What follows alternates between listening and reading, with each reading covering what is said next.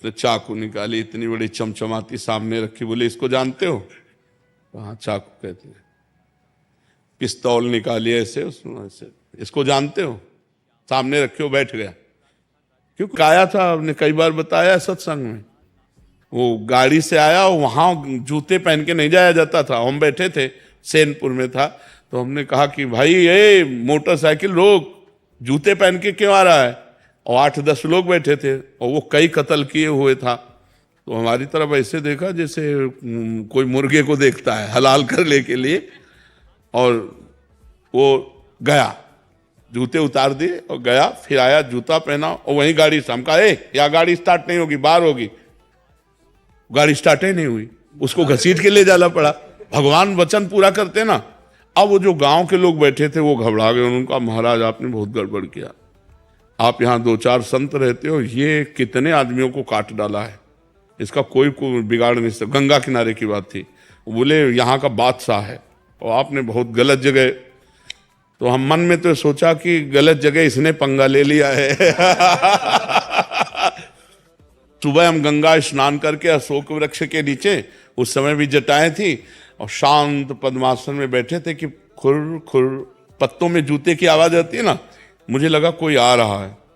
तो तुरंत कनेक्शन लगा, हमका कल वाला वो पुरुष तो नहीं है। तो ऐसे देखा तो वही था। एक बार मन में, मनुष्य होने के कारण एक बार मन में ऐसा लगा कि यार अच्छा विघ्न उपस्थित हुआ। वो नजदीक आया, बोले ए बाबा जी। हाँ भाई। उसने चाकू निकाली, इतनी बड़ी चमचमाती सामने रखी, बोले इसको जानते हो? हाँ चाकू कहते हैं। पिस्तौल निकाली ऐसे, उसने ऐसे, इसको जानते हो? सामने रखे हो, बैठ गया। क्योंकि वो निर्दयी आदमी। अच्छा हम अकेले, वो न डंडा ना कुछ, हमारे पास तो डंडा भी नहीं, कमंडल रखा था गंगा जल का। हमका बस दिखा चुके, बोले हमका कमंडल का ढक्कन खोला, हमका इसको जानते हो? हमका गंगा जल है, तुम ऐसे बाबा जी ना समझ लेना, तू है और मैं हूं, चल पिस्तौल उठा और चाकू उठा, और मैं 5 बूंद गंगा जल केवल लेता हूं। ये खिलवाड़ सब संत महात्मा बदल का खिलवाड़ नहीं है। तो ऐसा लेके कोई जादू टोना काल ऐसा हो ना, तो भगवान के भक्तों को, संतों की महिमा सब ऐसे नहीं, खिलवाड़ नहीं। हम लोग ऐसे रहते हैं, लेकिन अगर अपने पे आ जाए तो सामने वाला टिक नहीं सकता। ऋषियों ने जो साप दिया है वो व्यर्थ क्यों नहीं गया? क्योंकि उनके पास तप है, उनके पास भजन, उनके पास साधना है। तो ये बात तो तुम भूल जाओ कि तुम्हें किसी ने कोई जादू टोना किया, आज से बिल्कुल निर्विघ्न। रन खंडेलवाल जी मुंबई से। महाराज जी आपका भी सिमिलर प्रश्न है। ये कह रहे हैं कि आप 10 सालों से अभिनय की जगत में हैं। ये कह रहे हैं मन अशांत रहता है महाराज जी। कोई कहता है कि किसी ने जादू कर दिया है, कोई कहता है कि ओवर थिंकिंग चल रही है इसलिए। हाँ, जादू तो नहीं किया, जादू तो नहीं। जादू होता तो तुम हमारे पास यहाँ बैठ नहीं सकते थे। ओवर थिंकिंग, एक जो अपने चित्त में सबसे बड़ा बनने की, महान बनने की एक आकांक्षा होती है। हम चाहे जिस मार्ग में हो, हम चूंकि महान परमात्मा के हम अंश हैं, तो हमारे अंदर महान बनने की इच्छा होती है। सबके अंदर, चाहे जिस डिपार्टमेंट में हो, सबसे बड़ा बनने की इच्छा होती है। क्योंकि सबसे बड़े भगवान के हम बच्चे हैं ना, तो हमें लगता है कि हम सबसे बड़े बने। अब सबसे बड़े बनने में हमारे सामने बड़े अभिनय करने वाले दिखाई दे रहे हैं, जो सफलता प्राप्त करते चले जा रहे हैं। अब हमारा चित्त उससे विक्षिप्त होता चला जाता है, परेशानी आ जाती है। तो हमें लगता है कि भगवान का नाम जप करो, पवित्र भोजन करो, और भगवान जैसे रखें उसमें राजी रहना सीखो, तो आनंदित हो जाओगे। नाम जप करो और जैसी परिस्थिति में हो उसमें राजी रहना सीखो। यार आगे की भावना तो करो, लेकिन आगे ना पहुंच पाओ तो उसमें असंतुष्ट मत हो। तुम्हारे अगर असंतुष्ट रहने का स्वभाव बन जाएगा तो डिप्रेशन में चले जाओगे। ऑलरेडी है तो नहीं नहीं बेचैनी होती है। नहीं नहीं नहीं यार, ऐसा ठीक नहीं। डिप्रेशन में क्यों जाओ, क्यों जाओ, क्यों परेशान हो? पता ही नहीं चला कैसे वहां इतनी सारी सिचुएशन। ऐसा करो, राधा राधा लिखना शुरू करो दिमाग में। खाली समय जो है ना, शैतान का मन होता है। अगर खाली छोड़ दो ना, तो मन शैतानी करने लगता है, बदमाशी करने लगता है, ओवर थिंकिंग में फंसा देता है। ये आप जपो, थोड़ा मन पवित्र होगा तो आपको आनंद मिलेगा। राधा देखो, आंखों के सामने लिखो राधा, आंखों से ही लिखो। राधा लिखा, आप बार बार राधा राधा राधा राधा। ये ऐसी दवा है कि लोक परलोक सब मिल जाएगी। हाँ, राधा राधा राधा राधा। अब आके वृंदावन में आए हो तो मंगल तो होगा ही, भगवान और संत दरबार में आने से मंगल तो होता ही है। मंगल ना होता तो आप क्यों आते, डॉक्टर के पास जाते, जादू टोना। और जादू टोना नहीं, क्योंकि मैंने काफी सारे लोगों को दिखाया था, एस्ट्रोलॉजर को दिखाया था, पंडित को दिखाया था, तो सबने ये कहा कि कोई काला जादू है जिसकी वजह से आपके परिवार। कुछ नहीं, रुपया घसीटने के लिए सब काला जादू है। कोई काला जादू नहीं, कोई तमाशा नहीं, कोई भूत प्रेत नहीं, कोई तुम्हारे ऊपर कुछ नहीं किए। हम तुमसे कह रहे हैं, पक्की बात समझ लो। जो भी काम करता हूँ मुझे काम मिलता है, पर वो काम जल्दी बंद हो जाता। हाँ ठीक है, तुम राधा नाम जप करो, बस सुबह उठ करके 5 भक्तों के नाम ले लिया करो, जो भगत तुम्हें याद आवे। कुछ भगत याद हैं? इक्को भगत याद नहीं। देखो हम तुम्हें नाम बताए, स्वामी हरिदास जी, चैतन्य महाप्रभु जी, नित्यानंद महाप्रभु जी, नागरी दास जी, हरिवंश महाप्रभु, 5 नाम कोई जैसे, तो यही याद कर लेना। 5 भक्तों का सुमिरन रोज करो और राधा नाम का सुमिरन करो और 10, 15, 20 मिनट व्यायाम करो। व्यायाम करते हो? अब यार नहीं, 10, 15, 20 मिनट व्यायाम करो, शरीर को थोड़ा। अब ऐसे बुझे से यार, बुझे से जीवन बुझाने के लिए। और व्यायाम करके नाम जप करते हुए कोई ना कोई दिनचर्या में लगे रहो, फालतू मत बैठो, खाली मत बैठो। खाली हो तो शास्त्र स्वाध्याय करने लगो, ठीक है ना, और प्रसन्न मन से रहो। और आज हम तुम्हें कह रहे हैं ना कोई जादू तुम्हारे ऊपर है, ना कोई काला जादू है, ना पीला जादू है, कोई जादू नहीं। हम तुम्हें जो बता रहे हो मान लो, कोई जादू नहीं। किसी की बात मत मानना। जो झाड़ फूक करवाए कुछ फर्क पड़ा? जब आई ले तो फर्क क्या पड़ेगा? फिर करवाया नहीं वो। अरे यार, अगर तुम ऐसी जगह फंस जाओगे तो नींबू की तरह निचोड़ लेंगे, होगा कुछ चले। केवल रुपया लेने के लिए सब होता है, कोई काला पीला जादू नहीं होता। नाम जप करो, काला पीला जादू कुछ नहीं कर सकता। ऐसे देखो, हम तुम्हें बताएं, जैसे हम तुम्हारा बुरा चाहें और तुम नाम जप कर रहे हो, तुम्हारा बुरा होना नहीं है, तो हम लाख चाहे नहीं हो सकता। अगर तुम्हारा बुरा होना है और मेरी चाह हुई और दोनों मिल गई तो तुक्का लग गया। मेरी चाह से तुम्हारा बुरा नहीं हुआ। कौन काहू के सुख दुख कर दाता, निज कृत कर्म भोग सुन भ्राता। श्री हरिवंश महाराज जी। महाराज जी, अपने गुरु की कृपा को कैसे महसूस किया जा सकता है? जब हमारे अंदर भजन की प्रवृत्ति बढ़ने लगे, गंदे आचरणों से मन भयभीत हो जाए, भगवान प्यारे लगने लगे, दूसरों में भगवान की भावना होने लगे, दूसरों को सुख देने की भावना होने लगे, तो समझना चाहिए हमारे ऊपर गुरु प्रसन्न है, हमारे ऊपर गुरुदेव की असीम कृपा है। गुरु कृपा का स्वरूप है। गुरु के द्वारा निकले हुए जो वाक्य हैं उनको मंत्र मानकर उनकी आज्ञा का पालन करना, तो इससे गुरु प्रसन्न है, तभी माना जा सकता है। मनमानी आचरण हो और गुरु प्रसन्न हो, ऐसा नहीं है। गुरु के शास्त्र के अनुसार हमारे आचरण हो, निरंतर नाम जप हो, जीवन में भगवत प्राप्ति की प्रबल लालसा आ जाए, गंदे कामों से भय लगने लगे, तो जानो हमारे ऊपर भगवान प्रसन्न है, गुरु प्रसन्न है, संत प्रसन्न है। अजय जी, सारण। महाराज जी, आपके चरणों में कोटि कोटि प्रणाम। महाराज जी, नेत्रों के ब्रह्मचर्य को परिपक्व करने के लिए प्रारंभिक दशा किन किन सावधानी, ये बहुत चंचल हो रहे हैं सब में, नासाग्र दृष्टि रखनी चाहिए। बैठने पर नासाग्र दृष्टि रखनी चाहिए, चलने पर एक धनुष केवल। इतने में हमें पता है कि गाड़ी आ रही कि नहीं आ रही है, कौन आ रहा है कौन जा रहा है, बस इतना। ऐसे नहीं देखना चाहिए। जो चाहे आपन कल्याणा, सुजस सुमति शुभ गति शुभ नाना, सो परनार लीलार गोसाई, तजो चौथ के चंद किनाई। जो अपनी शुभ गति चाहता है, मंगल चाहता है, कल्याण चाहता है, वो माताओं बहनों की तरफ आंख मिलाए नहीं। ये दैवी शक्ति हैं, भगवान की निज शक्ति अंगभूता है, इनके चरणों की तरफ देखे। और अगर अपना कल्याण चाहता है तो चौथी के चंद्रमा को जैसे नहीं देखा जाता, ऐसे किसी स्त्री के मुख की तरफ ना देखे। गोस्वामी तुलसीदास जी कह रहे हैं, नहीं भ्रष्ट होने में देर नहीं लगेगा, वो फिर पतित हो जाएगा, गलत आचरण वाला बन जाएगा। और जब बैठे तो ऐसे बैठे, शांत बैठे, अपने नेत्र को यहाँ देख, दोनों दृष्टि, इसे नासिकाग्र दृष्टि कहते हैं, ऐसे बैठे। बहुत गंभीरता की सावधानी की जरूरत है।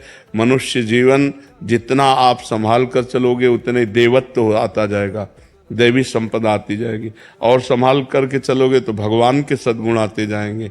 ये सब जो दुख शोक चिंता भय डिप्रेशन, ये सब पापी पाप कर रहे, मनमानी आचरण कर रहे, मनमाना भोजन, मन माना व्यभिचार, मन माना नशा, जैसे आवे रुपया, तो डिप्रेशन में नहीं जाओगे, आप नहीं करोगे और क्या करोगे?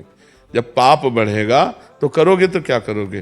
परेशानी तो आएगी। अभी धर्म से चलो, नहीं हमें रुपया नहीं चाहिए, जो मेरी मेहनत की कमाई का 100 रुपया है, हम उसकी नमक रोटी घर में खाएंगे जाके, हम 500 रुपया एक्स्ट्रा लेकर के बेईमानी के रबड़ी नहीं खाएंगे। आप देखो कैसा बनता है।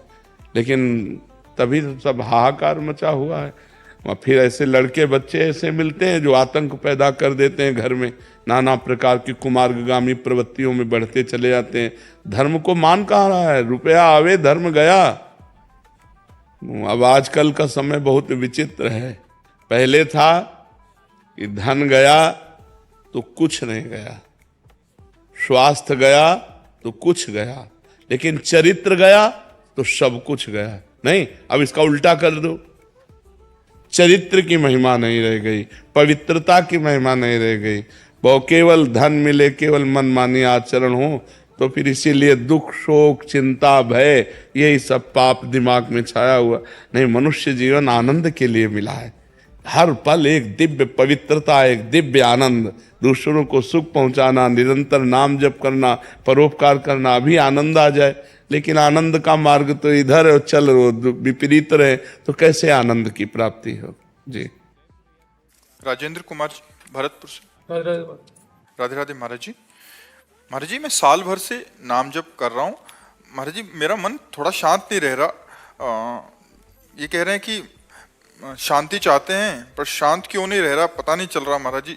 जाप भी करने का प्रयास कर रहा हूँ फिर भी। कामनाओं को जब तक हम कंट्रोल नहीं करते तब तक शांति सुख नहीं मिलता। बिन संतोष न काम न साही, और अछत काम सुख सपने नहीं। जब तक ये कामनाएं जिंदा हैं तब तक ये हमें जिंदा रहने नहीं देती, ये अशांत करती रहती है। थोड़ा संतोष धारण करो, जो भगवान जैसे चला रहे हैं उसमें राजी रहो। यथा लाभ संतोष सदा काहू सो कछ न चाहोगे। जब संतोष आ जाता है तो शांति अपने आप आ जाती है। जब तक संतोष नहीं होता तब तक शांति नहीं होती। कोई न कोई कामना अशांत करती रहती है, कोई न कोई बात अशांत करती रहती है। नींद भी नहीं पड़ती है। नहीं, आप ये विचार करो कि अगर कोई अंदर बात ना हो तो परमानंद जागृत हो जाए। एक बात समझो, सिद्धांत है ना, अगर कोई बात अंदर ना रह जाए, प्रशांत आत्मा, तो फिर ब्रह्म भूत कलमशा अकलमशा निष्पाप ब्रह्मभूत हो जाए। कोई न कोई बात हमारे अंदर रहती है जिसको हम पकड़ नहीं पा रहे, हमें अशांत किए हुए। अंदर देखो कोई बात है, कोई कामना, कोई अशांति, कोई प्रियता, कोई चाह, सब कुछ ठीक हो गया भगवान के पास महाराज। अब कोई काम नहीं, पर ये तो फिर अशांति क्यों है? 1 साल से राम नाम का जप भी करता हूँ, भोजन पाता हूँ तो भगवान भोग करके पाता हूँ। हाँ, तो अशांति किस बात के? वो तो पकड़ो ना अंदर की अशांति किस बात को लेकर है। महाराज जी, ऐसा हो सकता है कि भजन में ज्यादा चित्त लग रहा हो कि अभी संसारिक जो व्यवहार है उसमें मन ना लग रहा हो, ऐसा भी हो सकता है। लेकिन उदासीन मत हुई, नौकरी से उदासीन मत हुई, ये भी भार नहीं लगता, बिल्कुल पता नहीं, मन बिल्कुल विचलित हो जाता है, नींद नहीं पाती है, बिल्कुल कुछ भी नहीं सोचता हूँ महाराज जी, फिर भी पता नहीं ये। अगर भजन से नींद नहीं आएगी तो परेशानी नहीं होगी। एक बात है समझ लो, अगर भजन से नींद नहीं आएगी ना, कि भजन करते हुए पूरी रात व्यतीत हो गई और नींद नहीं आई, तो परेशानी नहीं होगी। और अगर शारीरिक कुछ कमी मतलब ऐसी जो जिससे नींद ना आवे, तो उसको डॉक्टर को दिखा लो किसी। आप आनंदित रहिए, आनंदित रहिए और अंदर के विषय को देखते रहिए। हमें तो लगता है कि आप 1 साल से नाम जप कर रहे हो, हम लोगों का जीवन नाम जप करते हुआ। ये जरूर है, जैसे अब हमसे पूछो, हमारे मन की पूछो तो ये लगता बंद कमरा एकांत शांत, पर हमको ड्यूटी दी है भगवान ने, वो हमें करना है। अपने मन को रोक करके हम ये बात करते हैं, आपसे प्रश्न उत्तर करते हैं, आपसे बात। तो जब हमारा मन भजन में लगने लगता है तो संसार व्यर्थ लगने लगता है सब, तो फिर वो अच्छा नहीं लगता है, फिर अच्छा नहीं लगता। पर ऐसा होने पर भी अपने कर्तव्य का पालन करना चाहिए। मन मार करके अपने कर्तव्य का पालन जैसे हम कर रहे हैं ऐसे आपको करना चाहिए। और नींद वाली बात तो मुझे कम समझ में आ रही है कि जैसे दिन भर भजन करे तो डट के नींद आ जाती है, थक गए ना तो नींद आ जाती है। यदि भजन करते हुए रात पूरी निकल जाए और नींद ना आवे तब तो और आनंद आता है, डिस्टर्ब नहीं होते। हमें लगता है कुछ मतलब ऐसे शरीर की मांग है किसी औषधि की जिससे हमारा दिमाग शांत और स्थिर हो जाए, जैसे जोई जोई प्यारो करे सोई मोहि भावे। तेज प्रताप जी दिल्ली से। श्री हरिवंश महाराज जी, गुरुदेव जब हम किसी के बारे में ज्यादा सोचते हैं या फिर किसी को बार बार देखते हैं तो वो चीज किसी ना किसी दिन हमारे सपने में अवश्य दिखाई देती है, लेकिन गुरुदेव जब वही हम भगवान की लीलाएं देखते हैं या फिर उनका ज्यादा स्मरण करते हैं तो भगवान उसी रूप में स्वप्न में किसका क्यों नहीं आ रहे प्रश्न महाराज जी? है? ऐसा नहीं करते। भगवान की ज्यादा लीलाएं सुनना और भगवान के लिए ज्यादा चिंतन करना, ये तो तुम महापुरुष हो जाओ। तुम साधारण बात समझते हो, केवल प्रश्न करना सहज है। भगवान की लीलाओं को ज्यादा सुनना और भगवान की लीलाओं का ज्यादा चिंतन करना और भगवान का नाम चिंतन करना, और फिर ये अधूरापन होना कि भगवान की लीलाएं हमारे स्वप्न में नहीं आती, कैसी बात करते हो? कितना भजन करते हो, कितनी लीलाएं पढ़ते हो, कौन से पुराण का अध्ययन कर लिया, कौन से शास्त्रों को श्रवण कर लिया? बोलो, कौन से बैठ करके संत चरणों में तुमने सब शास्त्रों का श्रवण किया? कितना नाम जप करते हो, कितना कीर्तन करते हो, कितने घंटे शास्त्र स्वाध्याय करते हो? केवल बच्चा प्रश्न कर लेना सहज होता है, ऐसे मर्यादा भगवान की लीला की खंडित होती है। यहाँ तो ऐसा लगता है कि जगे ना, सोते ही रहे।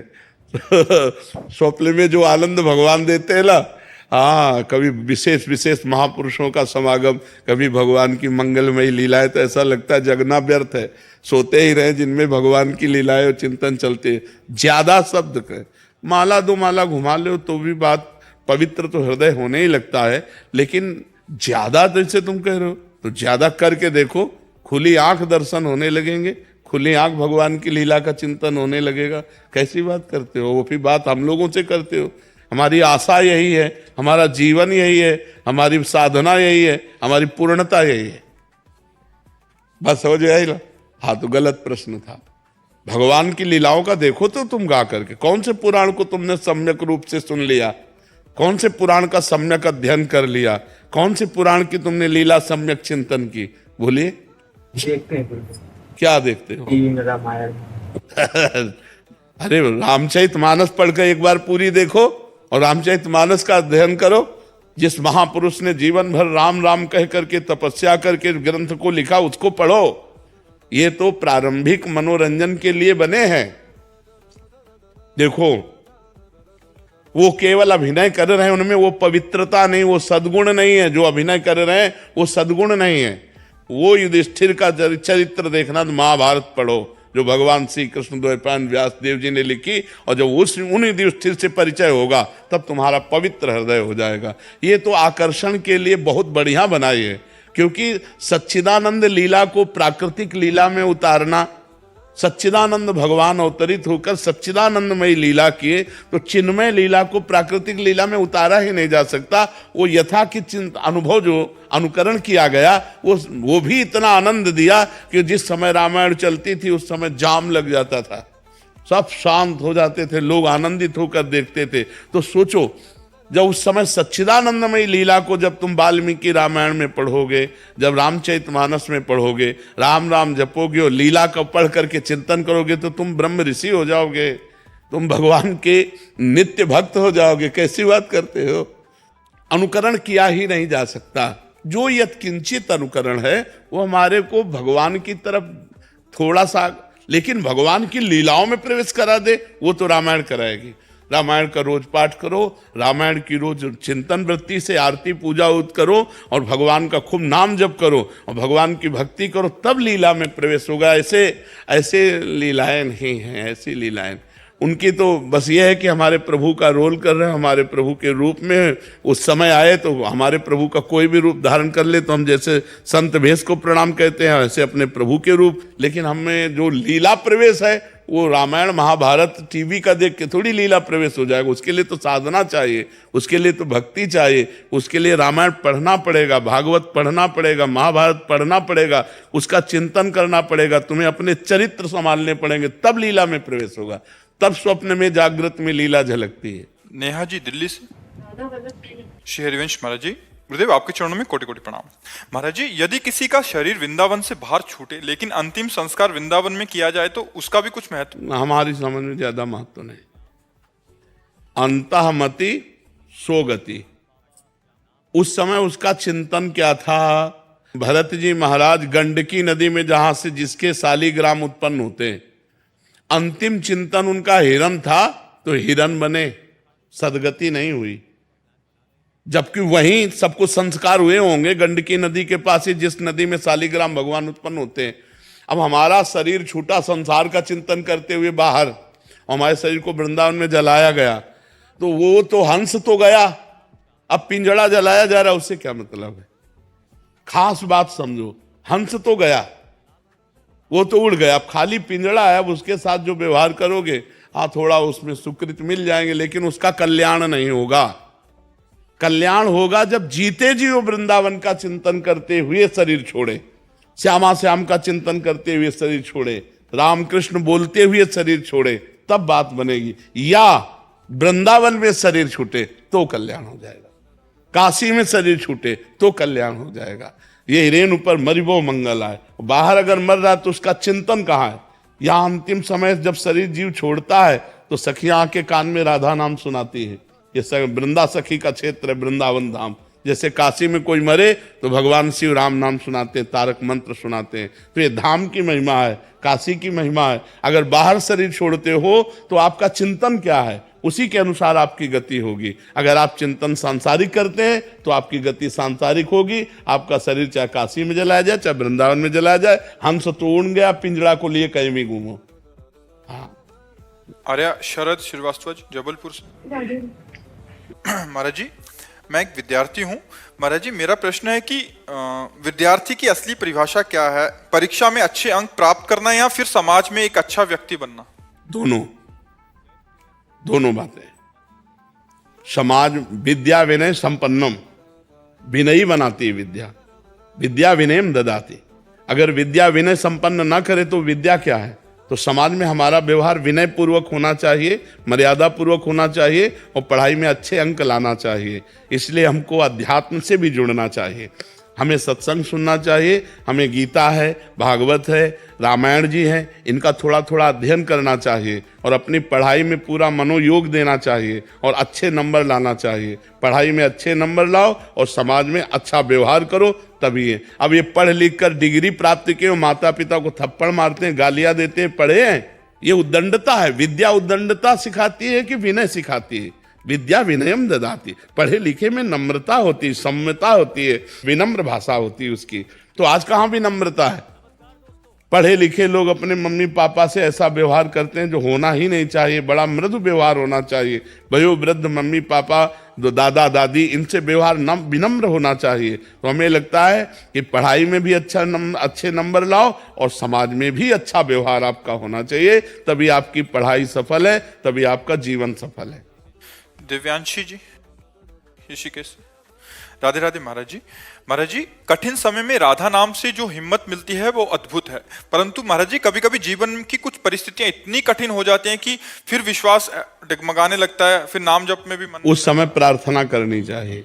जब ऐसी परिस्थिति आवे तो भगवान से प्रार्थना करनी चाहिए, श्री जी से प्रार्थना करनी चाहिए। प्रार्थना में बल होता है कि नाथ परीक्षा मत लो, मैं फेल ही हूँ, मेरे में सामर्थ्य नहीं कि मैं पास हो जाऊं। प्रभु मुझे बल दो, जिससे या तो विपत्ति हटाओ या समस्या हटाओ, या मुझे बल दो कि मैं इस समस्या में आपका सुमिरन करते हुए निकल जाऊं। नाथ, अगर आप मुझे छोड़ दोगे तो मैं गिरी जाऊंगी, मेरे में कोई सामर्थ्य नहीं। प्रभु, तो प्रभु से प्रार्थना करो, आप देखेंगे आपको तत्काल बल मिलेगा। प्रार्थना से तत्काल बल की प्राप्ति होती है। प्रार्थना से भगवान का अवतार हो जाता है। सब देवता ऋषि मुनि मिलकर जब भगवान की प्रार्थना करते हैं तो भगवान अवतरित होने के लिए विवश हो जाते हैं। यदि हम भावपूर्वक प्रार्थना करेंगे तो भगवान या तो परिस्थिति हटा देंगे या परिस्थिति सहने योग्य हमें बना देंगे। आप प्रार्थना कीजिए और नाम जप कीजिए। जयप्रकाश जी, मथुरा से। राधे राधे महाराज जी। महाराज जी, पाप कर्म का फल संकल्प लिए बिना ही मिल जाता है, लेकिन मनोकामनाएं पूर्ति हेतु कोई भी कर्म कांड अनुष्ठान के लिए अपना नाम, अमुक गोत्र, स्थान, तिथि आदि बोलकर संकल्प लिया जाता है तथा तात्कालिक सुख के लिए, तात्कालिक परिवर्तन के लिए संकल्प किया जाता है। तात्कालिक कि मैं अभी ये चाहता हूं, और जो पूर्व से उसका संकल्प किए हो क्या? जो पूर्व का पुण्य है उसका संकल्प करते हो क्या? वो अपने आप आकर के सुख दे देता है। जैसे पूर्व का पाप बिना संकल्प के दुख दे देता है, ऐसे पूर्व का पुण्य बिना संकल्प के सुख देता है। अभी हमें ये परिवर्तन चाहिए। अब संकल्प करो, उसका अनुष्ठान करो, और अगर उसका अनुष्ठान जोर पड़ता है तो पूर्व प्रारब्ध जो पाप है उससे जोर का अनुष्ठान हो जाएगा तो परिवर्तन हो जाएगा। नहीं खोपड़ी के बल खड़े हो जाओ तो नहीं परिवर्तन होगा। करके देख लो, हो ही जाता है क्या? सबका हो ही जाता है क्या? करके अनुष्ठान देख लो। यदि पाप है 250 ग्राम और संकल्प है 25 ग्राम, क्या करेगा? 4-5 बार अनुष्ठान करवाओ और वो नष्ट हो, तब जाकर सफलता होगी। ऐसे थोड़ी सफलता हो जाएगी। नहीं, सब संकल्प करते हैं काम बन जाए ना तुरंत। सबके काम बन जाते हैं क्या संकल्प करते? नहीं बनते। जिसका अब पाप है 25 ग्राम और संकल्प है 250 ग्राम, दबा के उसे नष्ट कर दिया, सफलता प्राप्त हो गई। तो तत्कालिक सुख का परिवर्तन करने के लिए कि हम तत्कालिक परिस्थिति को उत्तम बनाना चाहते हैं, इसके लिए संकल्प किया जाता है। इसके लिए संकल्प किया। समझ पाएगा आपकी? नहीं पाए जी। अर्धांगिनी को भी तो लेते हैं साथ में। अर्धांगिनी पत्नी हो और उसके बगैर संकल्प नहीं लिया जा सकता। कोई भी अनुष्ठान करते हैं तो अर्धांगिनी का होना जरूरी है। क्यों नहीं जरूरी है? अर्धांगिनी क्यों बनाया है? इसीलिए तो बनाया है। उसकी अनुमति जरूरी है। उसका देखो, जब राम जी सिया जी अंतर ध्यान हो गई ना भूमि पे, तो जब राम जी ने यज्ञ किया तो सोने की सीता बना करके वाम भाग में विराजमान किया। स्वर्ण की सीता वाम भाग में विराजमान करके तब यज्ञ याद किया। अर्धांगिनी इसीलिए अर्धांगिनी है कि उसके सत्संग में आने के लिए, जैसे आपके दर्शन करने गुरु जी के, तो अर्धांगिनी का आना जरूरी है साथ? नहीं, ऐसा नहीं, ऐसा जरूरी नहीं। ऐसा संकल्पित कार्य, जैसे हम यज्ञ कर रहे हैं, हम जैसे साप्ताहिकी भागवत कर रहे हैं, कोई अनुष्ठान कर रहे हैं, तो उसमें अगर वो नहीं आना चाहती है तो उसके लिए आसन जरूरी है। हाँ, उसका एक अधिकार होता है और आप जो पुण्य करेंगे उसको फल प्राप्त होगा। अगर वो आपके अनुकूल चलती है तो, अगर वो प्रतिकूल चलती है, आपकी अवहेलना करती है, आपका अपमान करती है, निरादर करती है, तो पतिव्रत धर्म में है ही नहीं, तो उसको कहां से प्राप्त हो जाएगा? लेकिन उसका अधिकार है, वो अर्धांगिनी है, और ऐसा चाहिए कि उससे अनुमति लेकर के ही धर्म कार्य किए जाएं। उससे अनुमति, उसको इस बात का अधिकार मिलना चाहिए अर्धांगिनी का, और उसको सोचना चाहिए कि मेरे पति हैं, मेरे भगवान हैं, मुझे पूरा इनका सहयोग करना चाहिए। दोनों प्रेम से चलना चाहिए। लेकिन ये आज बड़ा असंभव है। पूर्व की जिनको लड़का लड़की ने देखा नहीं, केवल घर वाले ब्याह कर देते थे, जब घर में आके देखते थे कि हमारा पति है, हमारी पत्नी है, तो जीवन में कभी नाम उच्चारण नहीं करती थी। धर्म की धज्जियां उड़ाई जा रही है। जो धर्म का सिद्धांत है उसकी धज्जियां उड़ाए। देवी देवता सब पूज के, ब्याह होने के बाद भी पूरे गांव की देवी देवता पूज के, गुरुजनों की आज्ञा लेकर तब गृहस्थ धर्म में उतरते थे। यहाँ जरूरत है नहीं, पहले ही बॉयफ्रेंड गर्लफ्रेंड है, पहले ही लिव इन रिलेशन है, तभी वो पति के साथ टिकती नहीं है। वो पति के, और पति भी उनके साथ नहीं टिकता हुआ। और तो आजकल तो बड़ा विचित्र हाल है कि किसी की गृहस्थी पवित्र जुड़ जाए और आजीवन निभ जाए, ये बहुत बड़ी बात है। अब तो ऐसा चल पड़ा कि 30 साल के बाद डिवोर्स, 30 साल के बाद डिवोर्स है। मैं अधिवक्ता हूँ, तेलंगाना हाईकोर्ट में प्रैक्टिस करता हूँ। मैंने 7 दिन में डाइवोर्स देखा है। 7 दिन ब्याह हो, 7 दिन में डाइवोर्स देखा है मैंने। दूसरे दिन अलग होते हुए देखा। हाँ, बिल्कुल बिल्कुल बिल्कुल। तो ब्याह काहे को किए? वो तो गलत आचरणों में फंसा हुआ व्यक्तित्व है, चाहे स्त्री का हो चाहे पुरुष का हो। इसीलिए अरे अपना भारत देश ऐसा है, इस धर्म की मर्यादा एक बार जिसका हाथ पकड़ लिया तो कमी बेसी ना देख करके आजीवन निर्वाह किया जाता था। पूर्वजों में देखो, गांव में कभी हमने ये डिवोर्स शब्द नहीं सुना, कभी शब्द नहीं सुना। आजकल देखो कैसे वातावरण बन रहे हैं। बाबा हम ब्रजवासी हैं, हम गिरिराज जी की सेवा करें। एक भाव जी हो मन में बार बार जी हुए कि वैसे ब्रज छोड़ियो को मन तो करे ना कहूँ। अगर ये शरीर छूटो तो दोबारा ब्रज में जन्म होगो कि कहूँ क्या हो पता। इस 84 कोस के अंदर शरीर छूटा तो यही जन्म होगा। अगर इसके बाहर छूटा तो हम नहीं बता सकते थे। अगर उस समय ठाकुर जी का चिंतन है तो फिर आ जाओगे। ठाकुर जी का चिंतन नहीं तो जो चिंतन होगा वही जन्म होगा। भगवान ऋषभ देव जी के पुत्र भरत जी भगवान के पुत्र हैं और हिरण का चिंतन करते हुए शरीर छूटा तो हिरण बनना पड़ा। तो इसलिए ब्रज 84 को उसकी सीमा के अंतर्गत यदि शरीर छूटता है तो गारंटी यही, चाहे कीड़े मकोड़ा बने लेकिन यही रज के बनेंगे। और अगर बाहर शरीर छूटा तो फिर भगवान जाने उस समय आपका चिंतन क्या होगा, ये ब्रज राज जाने, वही निर्णय कर सकते हैं। मतलब हर समय चिंतन गिरिराज जी का होना चाहिए कुल मिला के बात। हाँ, कुल मिला के